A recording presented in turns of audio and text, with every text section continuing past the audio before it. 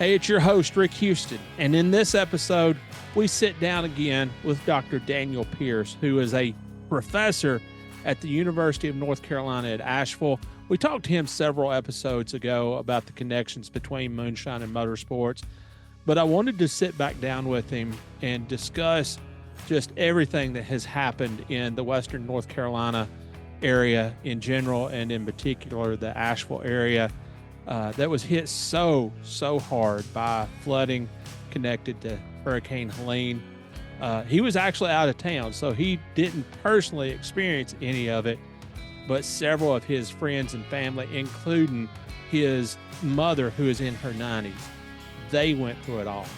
And Dr. Pierce and I, we talk about that. We talk about the devastation, but we also talk about the resilience of the people in the area. And this is not an episode that I believe that you're going to enjoy, but I hope that it's one that makes you think.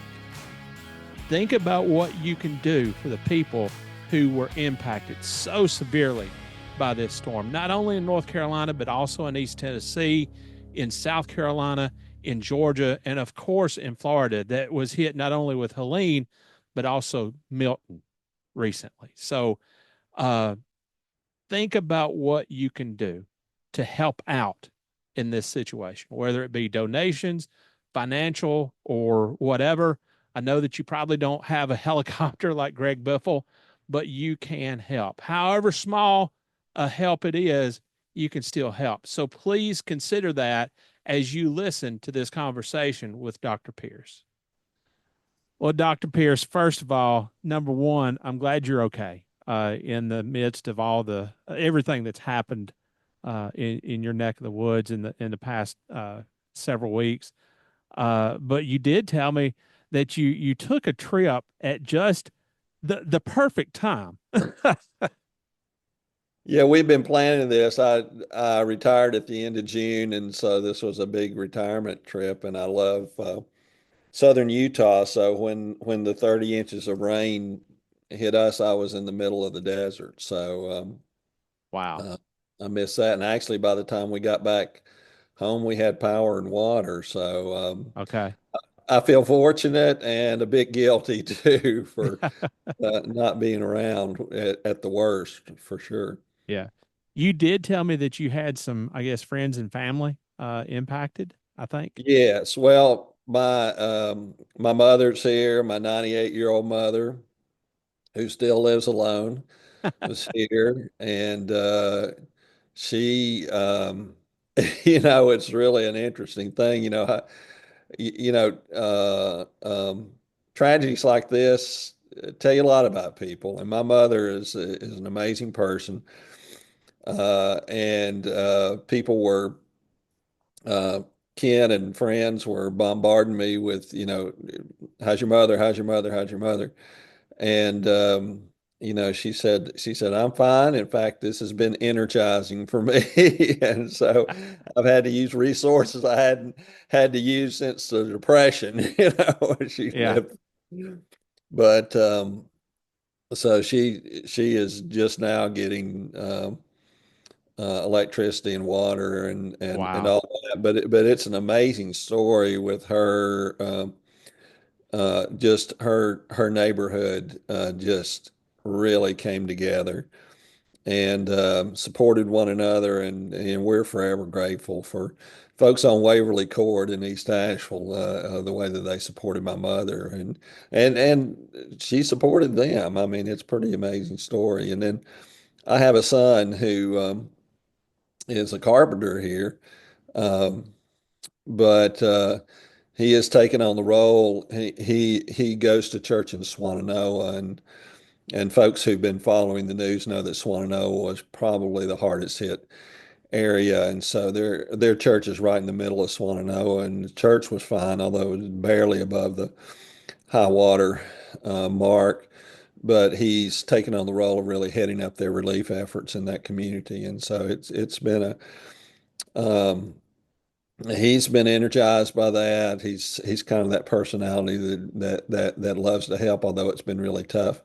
A lot of the things that he's seen and had to deal with in that role. So It's you know, coming back to this place, it was just a strange place going around because I mean, you don't think about that much about, okay, what's the high water mark? But turns out the high water mark is much higher than we ever thought it would be, and just places that you just never imagined would flood. And obviously the people that own those properties or lived in those places um, didn't imagine that either. And so it's just uh, unprecedented, to say the least. What kinds of things have you seen since you've been back? I mean, uh, if you were gone for, I guess, a couple of weeks, at least there was a little bit of recovery done by the time that you came back, but the recovery in your area is going to take a while. So, It, how bad was it? well, it's a strange experience driving around the area because you can drive, because of the terrain. We live on a ridge, and you can drive through our neighborhood, and it doesn't look like much has happened. The one thing you do see everywhere, doesn't matter where, are piles of debris Right. because there's so many trees down, so many limbs down. In places, and people have piled those up on the side of the road, and who knows how long that'll be before all that's clear. So that's a constant reminder in every neighborhood, in every area of Buncombe County for sure, and well, most of Western North Carolina. Uh, but again, you can drive around and not and it not seem like it's that bad until you hit an area that was relatively low. For instance, and well, along any of the rivers, any of the creeks, just a devastation through. We live in Black Mountain and Flat Creek Road, which goes between Black Mountain and Montreat. You just drive up that road, and it's just, there were a number of trailers, and unfortunately, one of the things that you see is that a lot of trailer parks are located in low-lying areas, and so there's just devastation all up and down Flat Creek, and again, places you just never imagined that would have water, and so just a wall of water came down from Montreat down Flat Creek into Black Mountain there, and so that's something. Then the Shenandoah River just you drive along the where you can see the river. It's just been the channel's just been gouged out. And I went down into McDowell County down the mountain and Old Fort. Just of course they're right at the foot of the mountain, and just a wall of water came through there off of Mill Creek and just right through the middle of town. And a good friend, Rowan Bishop, who works for Department of Cultural Resources and heads up the Mountain Gateway Museum. Her they had a really neat old home, which was their administrative offices, and it's just been obliterated. I mean, totally I washed foundation and just huge holes in the side of it, and so it's just a total loss. I talked to her for the podcast.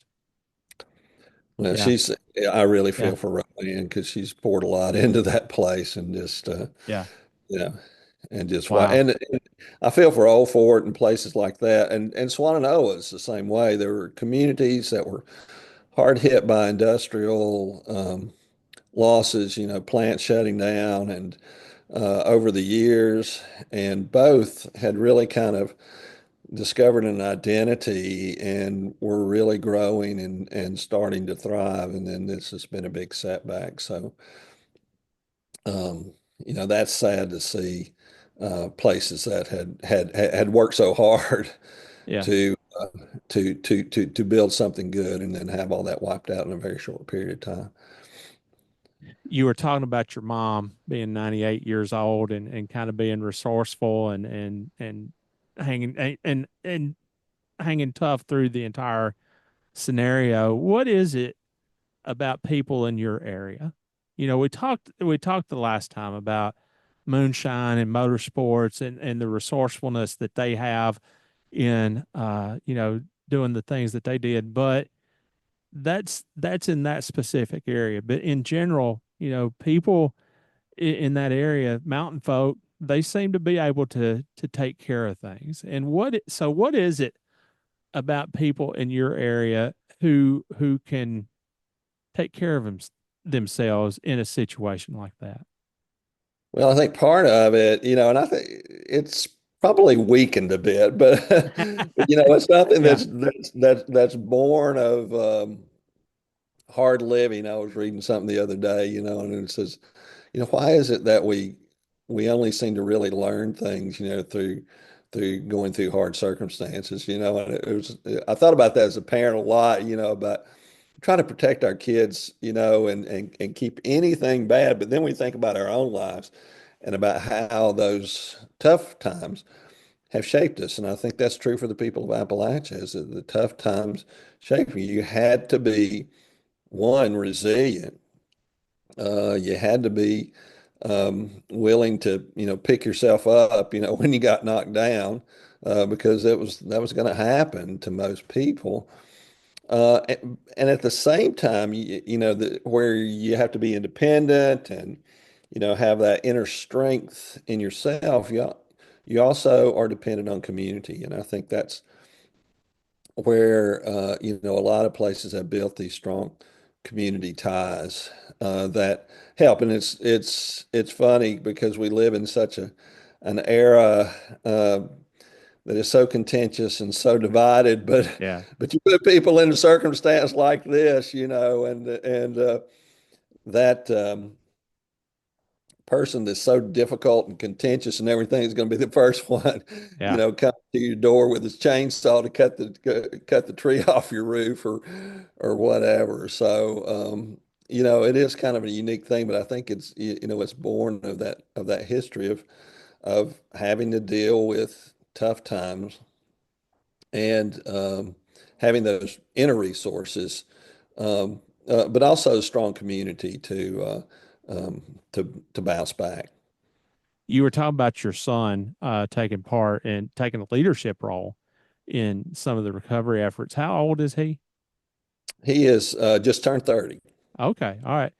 Well, my son, I've got two sons, and it is so it's different to see them starting to take on kind of adult leadership roles and kind of that kind of thing. So, what's it like for you to see your son taking on that critical a role in Yeah, helping bring that that area back? well, I try not to have much ego as a parent because you never know what's going Yeah, to yeah, happen, yeah, yeah. or how things can change. But I'm proud of all my kids, and I think especially because all four of my kids I think have a heart for people and really care. And Sully is his name, and uh, he feels things very deeply in many Yeah. ways, Yeah. and I worry a bit about him because he does, but he is he's all about giving, and that and I couldn't be prouder. I mean, you can talk about your kid's success, and and this is a kid who had a lot of athletic success, had a lot of academic success. But and I've loved watching him do some really cool things, but I've never been prouder of him than I have been in what he's done in working in these relief efforts, because it shows a lot of character there. All right. Good deal. Anything else that you can think of? Anything in particular? Well, just keep praying for the people of Western North Carolina. It's the further you get away from these things, it's easy to forget.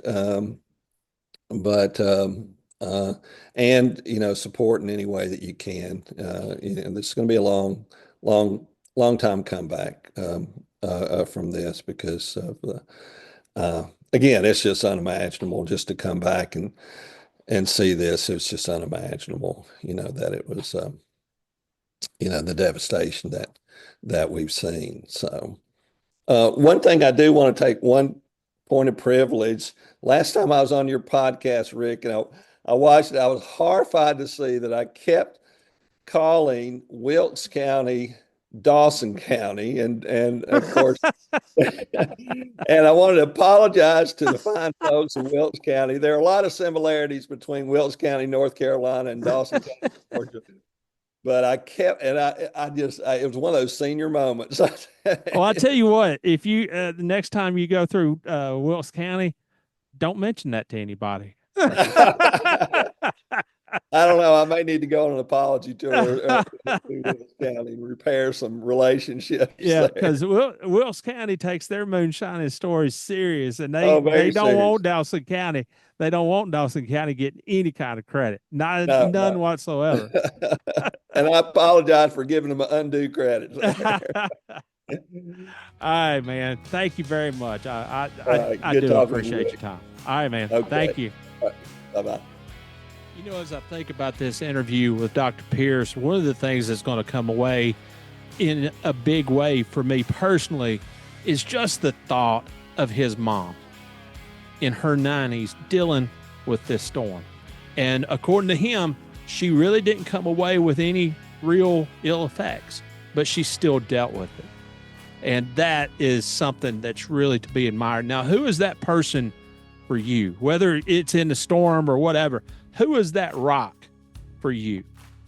Let us know in the comments below. Be sure to like and subscribe.